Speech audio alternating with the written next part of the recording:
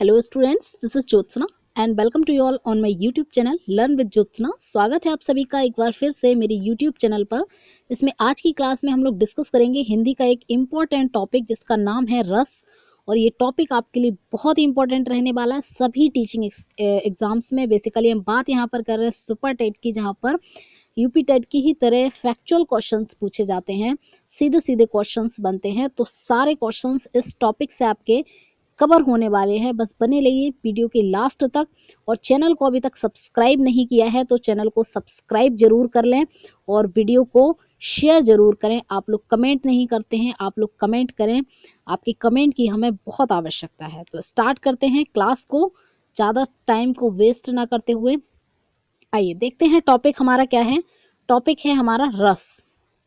तो रस देखते हैं, रस का अर्थ क्या होता है। तो रस का अगर हम शाब्दिक अर्थ की बात करें, रस के अगर हम शाब्दिक अर्थ की यहाँ पर बात करें तो रस का शाब्दिक अर्थ होता है आपका आनंद।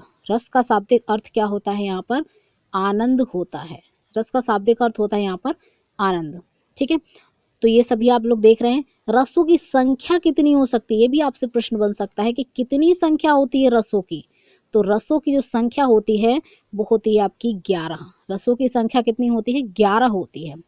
आगे देखते हैं जरा, नेक्स्ट देखते हैं रसों की उत्पत्ति कैसे होती है। तो ये भी हम लोग देखें कि रसों की उत्पत्ति कैसे होती है।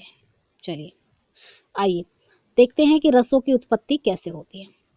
तो जो रसों की उत्पत्ति होती है वो रसों की उत्पत्ति विभाव, अनुभाव, संचारी भाव के संयोग से होती है। तो विभाव, दूसरा अनुभाव और तीसरा संचारी भाव। संचारी भाव जो संचरण करते रहते हैं, घूमते रहते हैं। कभी हमें क्रोध आता है, कभी हमें आनंद आता है, कभी हमें प्यार आता है, कभी हमें नफरत आती है। ये सारे हमारे संचारी भाव हो जाएंगे, है ना।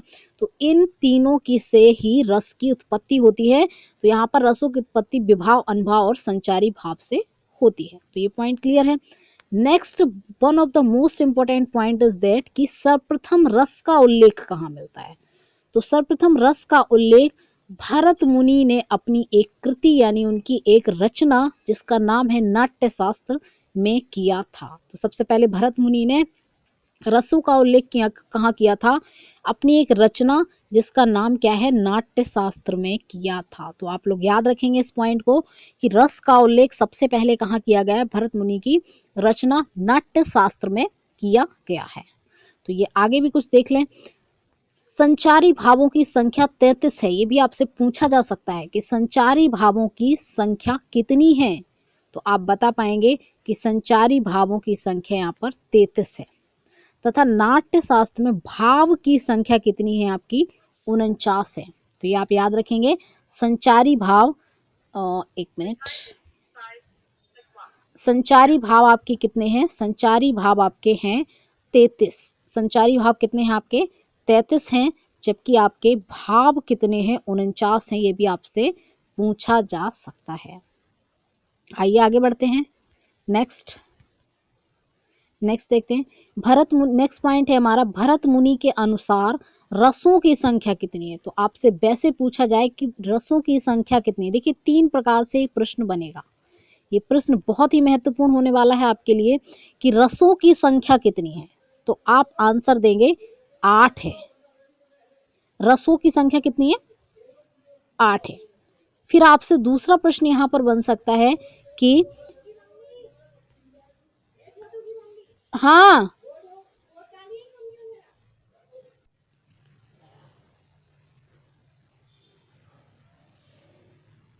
तो यहाँ पर आपकी रसों की कुल संख्या कितनी है? रसों की कुल संख्या यदि आपसे पूछी जाए तो वहां आपका आंसर क्या हो जाएगा? रसों की कुल संख्या यदि आपसे पूछी जाए तो आपका आंसर क्या हो जाएगा? आपका आंसर यहाँ पर हो जाएगा कि 11 है। रसों की कुल संख्या कितनी है आपकी? 11 है। जबकि आपसे प्रश्न यदि पूछा जाए कि रसों की संख्या कितनी है, तब आप कहेंगे 8 है। रसों की संख्या कितनी है, तब आपका उत्तर होगा 8 है। रसों की संख्या कितनी है? 8 है। और आपसे पूछी जाए रसों की कुल संख्या कितनी है, मोस्ट इंपॉर्टेंट क्वेश्चन है आपके लिए, रसों की कुल संख्या कितनी है, तो आप बताएंगे 11 है। अब आपसे पूछे नाट्य विधा के अनुसार, आपसे प्रश्न किया जाए कि नाट्य विधा के अनुसार रसों की संख्या कितनी है, तो आपका उत्तर रहेगा 9। तो ध्यान रखिएगा 3 प्रकार के प्रश्न बनेंगे कि रसों की कुल संख्या कितनी है, तो आपका उत्तर होगा 11। आपसे पूछा जाए भरत मुनि के अनुसार रसों की संख्या कितनी है, तो आप कहेंगे 8।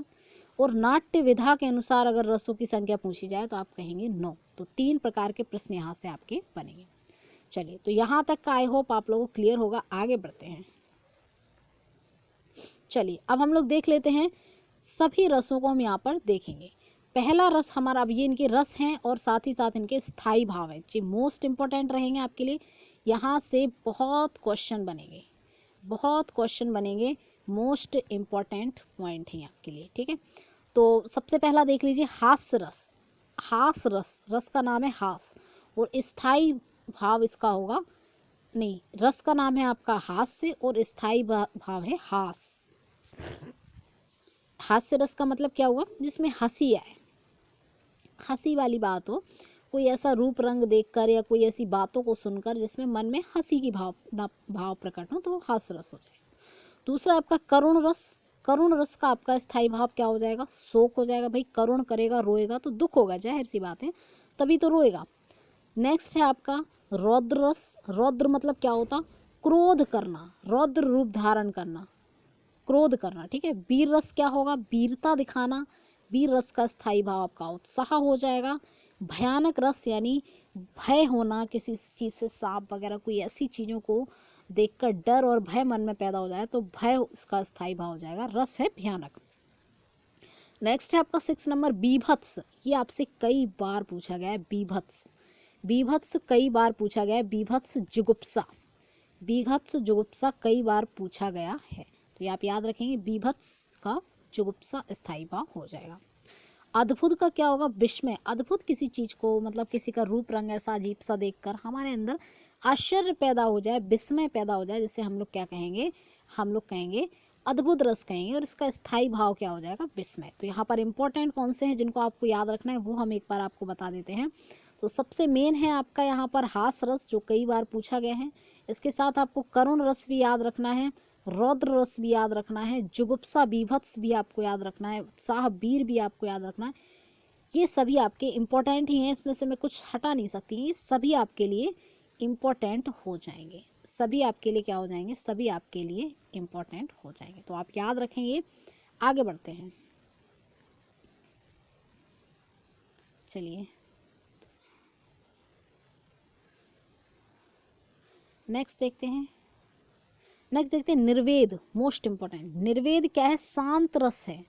निर्वेद क्या है आपका, नौवा रस। अब आपसे प्रश्न ये पूछा जा सकता है कि भरत मुनि के अकॉर्डिंग, नहीं, ये आपका जो नौवा रस है ये उद्भट ने बताया है। इसके बारे में किसने बताया, तो आपसे पूछा है शांत रस के बारे में किसने बताया है, तो आपका उत्तर होगा उद्भट ने। किसने बताया, उद्भट ने। तो यहाँ पर जो आपका 8वां रस है, सॉरी यहाँ पर नंबर तो 8 है, लेकिन इसको नौवा रस किसने कहा है, इसको नौवा रस उद्भट ने कहा। जबकि नौवा रस कौन सा है, भगवती विषयक अनुराग, ठीक है, या फिर देवरति, जिसको हम लोग भक्ति रस कहते हैं। कई बार ये पूछा गया है, इसको गोस्वामी ने बताया है। ये भक्ति रस है जिसको नौवा रस बताया है गोस्वामी ने। भक्ति रस को नौवा रस बताया है गोस्वामी ने। जबकि आपका नौवा रस शांत रस को किसने बताया, उद्भट ने। तो 3 प्रकार के यहाँ से प्रश्न बन सकते हैं कि शांत रस का स्थायी भाव क्या है, तो आपका आंसर हो जाएगा निर्वेद। शांत रस का स्थायी भाव क्या है, आपका आंसर आपका हो जाएगा यहाँ पर निर्वेद। पहला क्वेश्चन। दूसरा क्वेश्चन आपसे बनेगा, पहला तो हो गया निर्वेद, शांत रस का स्थायी भाव निर्वेद। दूसरा प्रश्न आपसे ये बनेगा कि शांत रस, किस रस को उद्भट ने नौवा रस बताया है, तो आप कहेंगे भाई शांत रस को उद्भट ने नौवा रस बताया है। तीसरा प्रश्न आपका ये बनेगा कि गोस्वामी तुलसीदास के अनुसार, रूप गोस्वामी, तो तुलसीदास याद ना रखें, रूप गोस्वामी, इन महोदय का नाम है रूप गोस्वामी, रूप गोस्वामी। तो इनके अनुसार यदि आपसे पूछा जाए, रूप गोस्वामी के अनुसार आपका जो नौवा रस है वो कौन सा है, भक्ति रस। रूप गोस्वामी के अनुसार नौवा रस कौन सा है, भक्ति रस हो जाएगा। नेक्स्ट प्रश्न बनेगा कि इसके जो आपका 10वां रस है, जिसको हम कहेंगे वात्सल्य रस, जिसका स्थायी भाव क्या है, आपका वात्सल्यता है, स्थाई भाव क्या है आपका वात्सल्यता है, तो ये भी आप याद रखेंगे। श्रृंगार रस का स्थाई भाव कई बार पूछा गया है, रति है। श्रृंगार रस का स्थाई भाव रति है। आपसे पूछा जाए वात्सल्य रस के बारे में किसने बताया, तो विश्वनाथ ने बताया। बा से वात्सल्य, बा से विश्वनाथ, तो ये भी आप लोग याद रखेंगे। बा से वात्सल्य, बा से विश्वनाथ, तो ये आपका याद रखने का अच्छा तरीका है। बा से वात्सल्य, बा से विश्वनाथ ने ये बताया है। और आपका जो भक्ति रस है वो रूप गोस्वामी ने बताया है, मतलब भक्ति रस है गोस्वामी रूप से, ऐसे कुछ आप लोग दिमाग में रखना इस तरीके से। और शांत रस के बारे में उद्भट ने बताया है। तो ये हुई बात। आगे बढ़ते हैं। तो ये 11 रसों के बारे में हमने डिस्कशन कर लिया। कुल 11 रस हैं जो हमारे, जिनके बारे में हमने देख लिया। अब आगे बढ़ते हैं।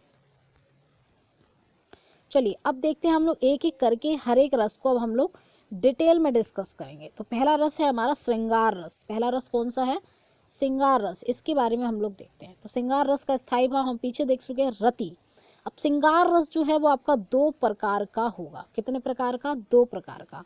पहला कौन सा, संयोग श्रृंगार, और दूसरा कौन सा, वियोग श्रृंगार। पहला आपका संयोग श्रृंगार और दूसरा आपका वियोग श्रृंगार। ठीक है, तो ये आप याद रखेंगे। संयोग क्या होगा, जिसमें किसी के मिलने का वर्णन हो, प्रेम कहानी, लव स्टोरी काइंड ऑफ। 2 नायक नायिका हैं, लवर्स हैं, उनके मिलने की बात जहाँ होगी वहां पर हम क्या कह देंगे भाई, संयोग श्रृंगार है। संयोग, ज्वाइंट हो रहा, कनेक्शन हो रहा। ठीक है, तो यहाँ पर देखें, बर्तन लालच लाल की, बतरस बतरस लालच लाल की, मुरली धरी लुकाए, सौह करे भौहन हंसे, देन कहे नट जाए। मतलब ये कि इसमें आपका संयोग श्रृंगार है, इसको जरा समझ लेते हैं। बतरस यानी बातों का रस, लाल लालच, लालच लाल की, मतलब कृष्ण भगवान की बातों के रस की लालच है। मुरली धरी लुकाए, उन्होंने अपने हाथ में क्या रख ली, मुरली को अपनी छुपा लिया है। सोह करे भौहन हंसे, मतलब अपनी भौं चढ़ा चढ़ा के, आईब्रो चढ़ा चढ़ा के हंस रहे हैं। देन कहे नट जाए, जबकि देने की क्या कर रही हैं, मना कर रही हैं। तो राधा जी या फिर गोपिकाओं ने, किसी ने उनकी मुरली को छिपा रखा है और वो उन्हें चिढ़ा रही हैं, देने के लिए मना कर रही हैं। तो यहाँ पर कहीं ना कहीं क्या है कि राधा जी होंगी मेरे हिसाब से, क्योंकि संयोग श्रृंगार की बात यहाँ पे हो रही है। तो ये आपका कौन सा रस हो जाएगा, इसमें संयोग श्रृंगार जाएगा। वहीं विप्रलम्ब या विलोम की, वियोग की बात हम करें तो वियोग में क्या होगा, सभी आप जानते हैं। वियोग का मतलब होता क्या, बिछुड़ना। क्या होता है, बिछड़ना। वियोग का मतलब क्या हो जाता है, बिछड़ना, जिसको विप्रलम्ब भी कहेंगे।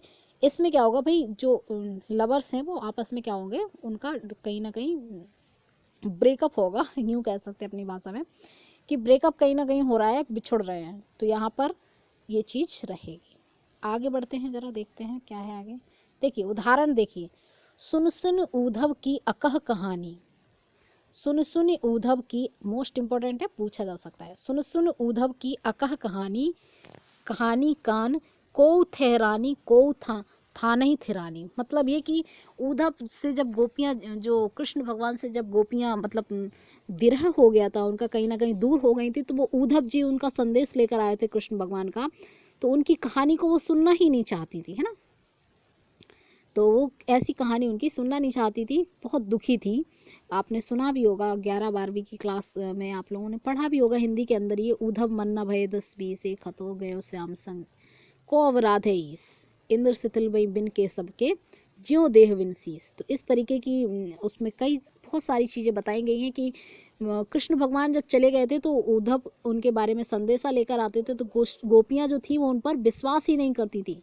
और गोपियाँ कैसी हो गई थी, बिना देह के शीश की तरह हो गई थी, कि जैसे उनका शरीर है, बिना शरीर पर उनके सिर नहीं है। ज्यों देह बिन शीश, यानी कि बिना सिर के शरीर है उनका, इस तरीके से। दूसरा उदाहरण देखेंगे, तुम आ जाते एक बार, कितनी करुणा कितने संदेश, पथ में बिछ जाते वन पराग। मतलब किसी के विरह की यहाँ पे बात हो रही है।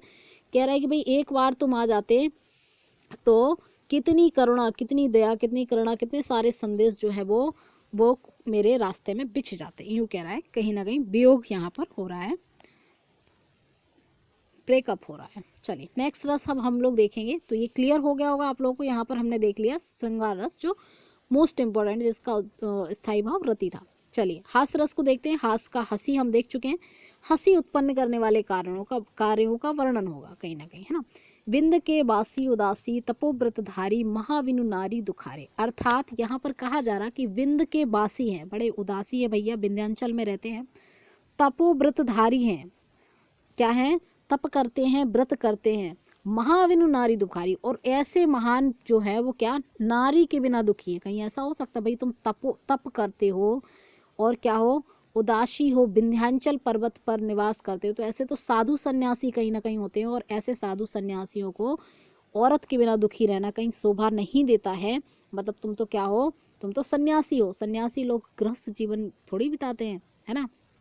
तो हंसी की बात कहीं ना कहीं हो गई कि भाई एक तो तुम यहाँ पर कर रहे हो कि हम सन्यासी हैं, तपोव्रतधारी हैं और विंध्याचल पर भी निवास करते हैं, और ऊपर से लेडीज के, किसी नारी के प्यार में भी पड़ना चाहते हैं, तो कहीं ना कहीं हंसी वाली बात हो गई, उदाहरण है इसका। चलिए नेक्स्ट देखते हैं, तो ये क्लियर होगा, हंसी की जहाँ बात होगी, हास बेसिकली आपसे ज़्यादातर पूछा जाएगा, स्थायी भाव इसका। चलिए आगे बढ़ते हैं नेक्स्ट। चलिए नेक्स्ट रस है आपका करुण रस। देखिए नेक्स्ट रस है आपका कौन सा, करुण रस। करुण रस कौन सा होगा आपका, करुण रस जो आपका होगा वो होगा आपका जिसमें शोक की बात की जा रही होगी। किसकी बात की जा रही होगी, शोक की बात की जा रही होगी। तो करुण रस को अगर हम देखें, शोक इसमें होगा, कहीं ना कहीं दुख होगा, करुणा, रोना, है ना, किसी प्रिय वस्तु या किसी व्यक्ति के विनाश होने पर। मतलब कोई चीज़ है जो आपको बहुत ज़्यादा पसंद है, आपसे छिन जाए, या कोई किसको आप बहुत ज़्यादा प्यार करते हैं, तो कई बार आपने देखा है कि रो रो के वो इंसान अपने आप को एकदम पूरी तरह से क्या कर देता है, ख़राब कर देता है, अपने आप को, स्वयं को हर्ट करता है। तो वही चीज़ है, तो कहीं ना कहीं रो रहा है, तो क्या होगा, या तो आप किस वजह से रोएंगे, या तो आप किसी ऐसी चीज़ जो आपको बहुत पसंद है वो चली जाए, या फिर कोई इंसान, तो ही रोएंगे, है ना। तो ये हो गया आपका करुण रस। उदाहरण देखते हैं, दुख ही जीवन की कथा रही। कहता है कि भाई जीवन की कथा ही दुख है, क्या कहूँ आज जो नहीं कही, कि भाई ऐसी क्या कह दूँ जो मैंने अब तक तुम्हें बताया नहीं। तो दुख ही दुख है, यहाँ पर रोने रोने की बात है कहीं ना कहीं। तो करुण रस यहाँ पर होगा, भाई निराश होकर, दुखी होकर कह रहा है इंसान कि दुखी दुख तो ज़िंदगी में है, अब क्या बता दूँ तुम जो उससे, जो आज तक हम कह ना पाए हों, क्या छुपा है, मतलब ऐसा क्या अच्छा है कि जो दुख से हटकर है, बाकी तो सब दुख ही दुख है, ये कह रहा है। तो ये हो गया आपका करुण रस। नेक्स्ट रस देखेंगे हम लोग कौन सा है भाई,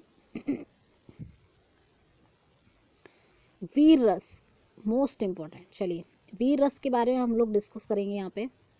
वीर रस का उत्साह जो है वो स्थायी भाव है, ये भी आप याद रखेंगे, पीछे हम देख चुके हैं। शत्रु का उत्कर्ष, उत्कर्ष मतलब क्या होना, शत्रु का उत्कर्ष, दीनों की दशा, धर्म की हानि आदि को मिटाने के लिए जो उत्साह होता है, कि भाई कई बार कहते हैं कि भाई झांसी की रानी के अंदर ये था कि भाई हम तो अपने राज्य का क्या करेंगे, राज्य की सुरक्षा करेंगे, है ना, शत्रुओं को नाश करेंगे, तो इसलिए उन्होंने वीरता का काम किया। सुना होगा आपने, खूब रड़ी मर्दानी वह तो झांसी वाली रानी थी, है ना, सुभद्रा कुमारी चौहान की ये रचना है। तो इसमें भी वीर रस है। शत्रुओं का उत्कर्ष, शत्रु जहाँ कहीं बढ़ रहे हों, कि भाई बहुत ज़्यादा दुश्मन हो गए, उनका विनाश करने के लिए भी कहीं ना कहीं वीरता के कार्य करता है। दीनों की दुर्दशा, कि बहुत ज़्यादा हम देख रहे हैं कि लोग बाग जो जिनकी कंडीशन अच्छी नहीं है, गरीब हैं, वो क्या हो रहे हैं, उनके साथ लोग बुरा कर रहे हैं, तो कहीं ना कहीं ऐसे में भी आपके अंदर वीरता की भावना प्रकट हो सकती है। तो जैसे उदाहरण देखें, वीरों का कैसा हो बसंत, ये सुभद्रा कुमारी चौहान की एक कविता है। इसमें भी पूरी तरह से कौन सा रस है आपका, वीर रस है। पूरी तरह से कौन सा रस है, वीर रस है, ये आप याद रखेंगे। उदाहरण नंबर 2 है, माता ऐसा बेटा जनिए के सूरा के भक्त कहाए। अरे कि ऐसा बेटा जनो माता, कि माता ऐसा बेटा पैदा करो जो सूरा के भक्त कहा, यानी सूरवीर कहलाए, है ना। तो ये भी कहीं ना कहीं क्या है, वीरता की बात यहाँ पर भी हो रही है, तो ये आपका वीर रस हो जाएगा, ठीक है।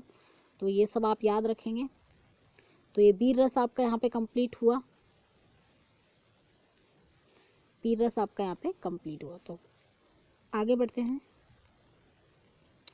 देखिए वीर रस के भी 4 प्रकार होते हैं। आपसे पूछा जा सकता है कि ये वीर रस, इनमें से कौन सा वीर रस का प्रकार नहीं है, तो आपका युद्ध वीर, या तो युद्ध में वीर हो सकता है कोई, दान वीर, भैया दान करने में बहुत वीर हो सकता है कोई, ठीक है, दया वीर, कोई दया करने में भी बहुत वीर, धर्म वीर, धर्म की रक्षा करने के लिए कोई वीरता दिखा सकता है, तो उसको हम लोग कह देंगे धर्म वीर।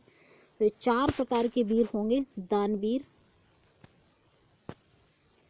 युद्धवीर, दयावीर और धर्मवीर। तो ये 4 प्रकार हैं वीर रस के, याद रखेंगे आप सभी।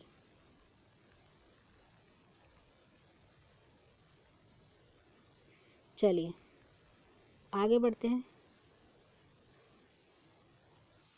नेक्स्ट, तो ये क्लियर होगा वीर रस। रौद्र रस पे हम लोग आते हैं। रौद्र का मैंने स्थायी भाव आप लोगों को बताया कि क्रोध है। तो क्रोध क्या होगा भाई? जब कोई ऐसी काम आप देखोगे, किसी की क्रोध कब आता है? जब कोई अनुचित बात करे या किसी को का एक्सप्लोटेशन यानी जिसको कहें हम शोषण करे, या फिर किसी के साथ अभद्रता का व्यवहार करे, तो ऐसी स्थिति में हमें क्रोध उत्पन्न होता है। या फिर नियम के विपरीत बातें करें, शत्रु या अत्याचारियों के अत्याचार को देखकर जो क्रोध उत्पन्न होता है उसे हम लोग रौद्र रस कहेंगे। तब कौन सा रस उत्पन्न होता है? जो क्रोध उत्पन्न होता है वही आपका रौद्र रस होगा, है ना। कि मान लीजिए कोई जैसे रावण था, तो रावण के लगातार ऐसे कारनामे जो थे वो जो भगवान श्री राम को क्रोध उत्पन्न कर रहे थे, है ना। तो उनको बहुत मतलब बुरा लग रहा था और जनता भी उससे बहुत ज़्यादा परेशान थी। तो वहाँ पर कहीं ना कहीं रौद्र ऐसे अत्याचारियों को देखकर रौद्र रस पैदा होता है। जैसे उदाहरण देखेंगे आप, माखन लखन कुटिल भई भोहें। माखे लखन कुटिल भई भोहें, यहाँ पर माखे नहीं होगा, यहाँ पे ठाड़े होगा। ठाड़े लखन कुटिल भई भोहें, मतलब खड़े हो गए लखन यानी लक्ष्मण जी, और कुटिल भई यानी तिरछी उनकी क्या हो गई? भोहें यानी कि जो आईब्रो हैं वो भोहें तिरछी हो गई, गुस्से के मारे। रदपट फरकत यानी जो उनके ओंठ हैं वो क्या कर रहे थे? फरक रहे थे गुस्से के। नयन रिसोएं, और आंखें बहुत ज़्यादा गुस्से में थीं। तो ऐसा है। इसमें कौन सा रस होगा? जब आपने सुना होगा कि जब वो कौन थे भाई, क्या नाम है उनका, लक्ष्मण जी को गुस्सा आ गई थी, परशुराम जी जब बोल रहे थे कृष्ण भगवान राम जी को कुछ मतलब उल्टा सीधा बोल रहे थे, तब परशुराम जी की बातों पर किसको? लक्ष्मण जी को गुस्सा आ गई थी। वैसे भी लक्ष्मण जी शेषनाग का अवतार है, उनको तो गुस्सा आता ही है। तो ये आप वीर रस यानी कहीं ना कहीं यहाँ पर रौद्र यानी क्रोध उन्हें आता ही रहता है। तो ये क्रोध रस का उदाहरण आपका हो जाएगा। अगर आप लोगों को वीडियो अच्छी लग रही है तो वीडियो को लाइक ज़रूर करें। ये मेरी रिक्वेस्ट है आपसे। कमेंट ज़रूर करें कि मैं इसमें और क्या आपके लिए सुधार कर सकती हूँ, क्या मैं मॉडिफाई कर सकती हूँ, और कैसी आपको मेरी ये वीडियोस लग रही हैं, कैसी वीडियोस लग रही हैं, कैसा आपको कंटेंट लग रहा है। बाकी सारी चीज़ें आप मुझे कमेंट के माध्यम से ज़रूर बताएं। ये मेरी आपसे रिक्वेस्ट है कि आप लोग अवश्य करें, है ना। तो आगे देखते हैं, और भी उदाहरण है। देखिए रौद्र रस का, अस कहि रघुपति चाप बढ़ावा, यह मत लक्ष्मण के मन भावा। मतलब अस कहि जैसे जैसे रघुपति चाप बढ़ावा, रघुराम जी को गुस्सा आ रहा था, यह मत लक्ष्मण के मन भावा। तो ये चीज़ें लक्ष्मण के मन भा रही थी। कहीं ना कहीं यहाँ पर भी गुस्सा आ रही है, क्रोध आ रहा है। रक्तचाप बढ़ रहा मतलब गुस्सा ही बढ़ रही कहीं ना कहीं। सनादेव प्रभु बिसिख कराला, उठ उदधि उर अंतर ज्वाला। मतलब सनादेव प्रभु बिसिख कराला, मतलब कहीं ना कहीं यहाँ पे उनके अंदर क्या हो रही? उरद यानी उनके पेट के अंदर, और माने हृदय में अंतर ज्वाला यानी गुस्सा, क्रोध भड़क रहा था, है ना। तो ये भी चीज़ें हैं। तो सारे ही आपके किसके उदाहरण हो जाएंगे? आपके क्रोध रस यानी रौद्र रस के उदाहरण हो जाएंगे। चलिए आगे बढ़ते हैं। भयानक रस देखते हैं। भयानक नाम से पता चल रहा भय इसका स्थायी भाव हो जाएगा। नेक्स्ट देखते हैं कि भयानक रस है क्या? किसी डरावनी या अप्रिय वस्तु या व्यक्ति को देखने पर ये भाव प्रकट होता है। कोई डरावनी चीज़ से हम डर जाते हैं, भयानक चीज़, किसी का रूप रंग अजीब सा हो, अप्रिय हो, जो देखने को मन को ना भाए, मन को अच्छी ना लगे, तो ऐसी वस्तु को देखने पर यह भाव उत्पन्न होता है। उदाहरण देखें, लंका की सेना कपि के गर्जन से कांप गई, हनुमान के भीषण दर्शन से विनाश ही भांप गई। मतलब हनुमान जी का जो दर्शन था, उनका जो एक्ट था, एकदम अद्भुत कार्य जो किया, उससे लोग बाग क्या हो गए? लंका के डर गए, है ना। जो उन्होंने अपना एक टेलर दिया हनुमान जी ने लंका में जाकर, तो वो डर गए कि भाई इनके जब वानर सेना ही इतनी अद्भुत है, इतनी मतलब इनसे ही सब डर गए, तो अब उनके प्रभु राम कैसे होंगे। तो उनके ट्रेलर से सब डर गए। लंका की सेना कपि के गर्जन से, यानी जो हनुमान जी ने गर्जना करी उससे सारे डर गए और समझ गए कि भाई कहीं ना कहीं अब विनाश होने वाला है, विनाश के दिन दूर नहीं है। तो ये भयानक एक भय पैदा हो गया किसके अंदर, लंका वासियों के अंदर, है ना। तो ये भी इसी का उदाहरण है, भय रस का, ठीक है, भयानक रस, बीभत्स रस। चलिए बीभत्स रस और देख लेते हैं। बीभत्स जिसका स्थायी भाव जुगुप्सा है। तो बीभत्स का बेसिकली अगर हम मतलब बताएं आपको, तो किसी सड़ी गली चीज को देखकर, किसी ऐसी मतलब जिसको देखकर घिनापन लगे, कहीं कीड़े वीड़े पड़े हों, कहीं पे मतलब लाश से टाइप की सड़ रही हो, कहीं पे किसी की डेड बॉडी सड़ी मड़ी अवस्था में डली हुई, तो ऐसी स्थिति में कौन सा रस उत्पन्न होता है हमारे मन में, बीभत्स रस उत्पन्न होता है। इसे हम लोग क्या कहते हैं, इसे हम लोग जुगुप्सा भी कहते हैं। तो ये आप याद रखें, जुगुप्सा इसका स्थायी भाव हो जाएगा। तो सड़ी गली या दुर्गंध को देखकर जो घृणा या जुगुप्सा उत्पन्न होती है उसे हम लोग क्या कहेंगे, बीभत्स रस वहां पर हमारे मन में पैदा होगा। तो घर में लाशें, उदाहरण देखें, बाहर लाशें, जनपथ पर सड़ती, जनपथ पर सड़ती लाशें, आंखें नृशंक यह दृश्य देख मुंद जाती हैं घुटती हैं। कि भाई घर में भी लोग, जैसे कभी भाई जो लड़ाइयाँ प्रथम विश्व युद्ध द्वितीय विश्व युद्ध हुए कई बार, है ना, तो इनमें क्या हुए भाई कि क्या हुआ इनमें कि यहाँ पे भी लाशें, जगह जगह लाशें पड़ी हुई हैं, है ना। जैसे महाभारत में ही देखिए आप, बाहर भी लाशें, जनपथ यानी जो जहाँ लोग रास्ते में चल रहे हैं उनके पैरों के नीचे भी लाशें, आंखें नृशंक यह दृश्य देख, ऐसा देख कर आंखें भी एकदम कांप जाती हैं और आंखों में भी क्या एकदम घृणा सी पैदा हो जाती है, मुद जाती हैं, घुटती हैं, घुटन सी होती है, घृणा होती है ना। तो कहीं ना कहीं तो ये आपका बीभत्स रस हो जाएगा। क्लियर है। चलिए नेक्स्ट आगे बढ़ते हैं, नेक्स्ट रस पर हम लोग। नेक्स्ट है हमारा, एक और है आपके लिए। चलिए नेक्स्ट है हमारा शांत रस। शांत रस, शांत रस का स्थायी भाव है आपका निर्वेद, मोस्ट इंपॉर्टेंट है। देखिए स्थायी भाव से यहाँ से दो प्रकार से आपके प्रश्न बनेंगे, तीन प्रकार से मान लीजिए आप। स्थायी भाव से आपका प्रश्न बनेगा जो आपके लिए मोस्ट इंपॉर्टेंट है, जिसको आपको पढ़ना ही है। दूसरा टाइप का प्रश्न बनेगा कि रस के प्रकार कितने हैं, है ना।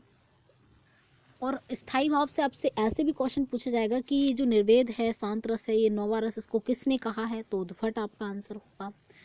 या फिर जो आपका श्रृंगार रस है उसके प्रकार बताइए कितने हैं, है ना। कोई उदाहरण आपको दिया होगा, आपसे पूछा जाएगा इसमें कौन सा श्रृंगार रस है, तो आपको बताना पड़ेगा संयोग या वियोग, ये कई बार पूछा गया है। और तीसरा प्रश्न आपसे ये बनेगा, कोई आपके सामने एक उदाहरण दे दिया जाएगा, मान लीजिए आपके सामने यही उदाहरण दे दिया गया है, घर में लाशें बाहर लाशें, जनपथ पर सड़ती नृशंक ये देखकर मुद जाती हैं घुटती हैं आंखें। तो ये कहीं ना कहीं आपको उदाहरण दे दिएगा, आपसे पूछा गया है कि बताएं इसमें कौन सा रस है, तब आपका आंसर क्या हो जाएगा, बीभत्स यानी जुगुप्सा, सड़ी गली वस्तु को देखकर बीभत्स रस उत्पन्न हो जाएगा। तो ये आप याद रखेंगे। आइए नेक्स्ट देखते हैं शांत रस। शांत रस के बारे में पढ़ते हैं। संसार की नश्वरता, ये ईश्वर की शक्ति का ज्ञान होने पर। तो ये कब आपके मन में आएगा शांत रस, कब पैदा होगा, कि जब किसी चीज को आप देखकर क्या होगा आपके अंदर, किसी चीज को देखकर क्या होगा आपके अंदर, सब बेकार है, सब मिथ्या है, लोग इंसान दुनियादारी सब बेकार है, लोग बाग बस घूम रहे हैं फायदे के लिए, और ये फायदा भी किसी का होने वाला नहीं है, है ना। तो मतलब ये सच नहीं है, ये सत्यता नहीं है जिंदगी की, संसार की। तो संसार क्या है, नष्ट हो ही जाएगा एक दिन। तो जब इंसान को वैराग्य उत्पन्न हो जाता है, ईश्वर का कहीं ना कहीं आभास होने लगता है, सत्य की कहीं ना कहीं पहचान होने लगती है, और तो ऐसे स्थिति में ज्ञान शक्ति या ज्ञान ईश्वर को पहचानने लगता है कहीं ना कहीं इंसान, तब उस स्थिति में वह शांत रहता है, भले ही लोग कैसा भी व्यवहार कर रहे हैं, तब उसके अंदर कौन सा रस उत्पन्न होता है, शांत रस उत्पन्न होता है, इसका स्थायी भाव निर्वेद है। ठीक है, तो बेसिकली ये 70-80 साल की उम्र में ही होता है, अब तो होता भी नहीं है। चलिए आगे देखते हैं, तो इसका उदाहरण देख लेते हैं। उदाहरण इसका है आपके लिए, अबलो नसानी अबना नसे हो, राम कृपा भव निशा सिरानी, जागे फिर न डसे हो। तो भाई ये अब कह रहा है, एक बहेलिया है, कभी आप लोगों ने पढ़ा होगा 8-9वीं कक्षा में, ये एक कहीं ना कहीं दिया गया है ये, कि अवलो नसानी अवना, मतलब कहता है कि भाई अब तक तो मैंने अपनी ज़िंदगी को ख़राब कर लिया है, अब आगे की ज़िंदगी को मैं क्या नहीं करूँगा, नष्ट नहीं करूँगा, नसाऊँगा नहीं। राम कृपा भव निशा सिरानी, मतलब राम की कृपा से ही सब कुछ होता है यहाँ पर। तो यहाँ पर कह रहा है कि आगे की ज़िंदगी अब मैं अपनी बर्बाद नहीं करूँगा, तो ये आप याद रखेंगे। तो ये उदाहरण है, मोस्ट इम्पॉर्टेंट है। यहाँ पर आपका कौन सा है, आपका कहीं ना कहीं कौन सा रस हो जाएगा, शांत रस हो जाएगा। चलिए, तो ये क्लियर होगा आई होप। नेक्स्ट रस देखते हैं हम लोग। नेक्स्ट है आपका यहाँ पर भक्ति रस। भक्ति रस क्या कहता है, भक्ति रस कहता है आपसे, भक्ति रस कहता है आपसे कि भागवत गीता है, रामायण सुनकर भक्ति उत्पन्न होना। कहीं ना कहीं मन में क्या उत्पन्न हो रही है, भक्ति भावना आ रही है, कहीं ना कहीं प्रभु के प्रति प्रेम बढ़ रहा है, आनंद आ रहा है कहीं ना कहीं। तो ऐसी स्थिति में भागवत सुनिए आप, रामायण देखिए आप, श्री कृष्णा नाटक देखिए, कृष्ण की बाल लीलाएं देखिए, भगवान के भजन सुनिए, इन सभी में आरती गाइए, सभी में आपको भक्ति में कहीं ना कहीं आप लीन होंगे, भगवान के प्रति आपकी आस्था बढ़ेगी, भगवान के आप मतलब कहें तो भगवान के रंग में रंग जाएंगे। तो आपके उस वक्त आपका कौन सा रस आपके अंदर उत्पन्न होगा, भक्ति रस, जिसका स्थायी भाव देवव्रति है। उदाहरण देखें, मेरी भव बाधा हरो राधा नागर सोए, जातन की छाई पड़े श्याम हरितु दुति हुई। कि भाई इतना भक्ति में रंग गया है, कह रहा कि हे भगवान मेरी सारी बाधाएं हर लो, खत्म कर दो, राधा नागर सोए, हे राधा के पति मेरी सारी बाधाएं हर लो। आपके तन की छाई भी जहाँ पर पड़ जाती है, वहाँ पर कोई दुख दरिद्रता नहीं बचती है। तो ऐसे हे श्री कृष्ण मेरे सारे कष्ट हर लो, है ना। तो ये आपका उदाहरण है भक्ति रस का। तो आप लोगों को कैसी ये क्लास लगी है, कमेंट सेक्शन में जैसा कि मैंने कहा ज़रूर बताएं। और ये क्लास आपको कैसी लगी कमेंट सेक्शन में बताने के साथ साथ आप लोग क्लास को शेयर अवश्य करें। और चैनल अभी तक सब्सक्राइब यदि आपने नहीं किया है तो मैं एक बार फिर से आप लोगों से कहना चाहूँगी कि चैनल को सब्सक्राइब ज़रूर करें, है ना, चैनल को सब्सक्राइब ज़रूर करें। तो बस इतना ही था आज की क्लास में, फिर मिलेंगे नेक्स्ट क्लास में। धन्यवाद आप लोगों का वीडियो को देखने के लिए।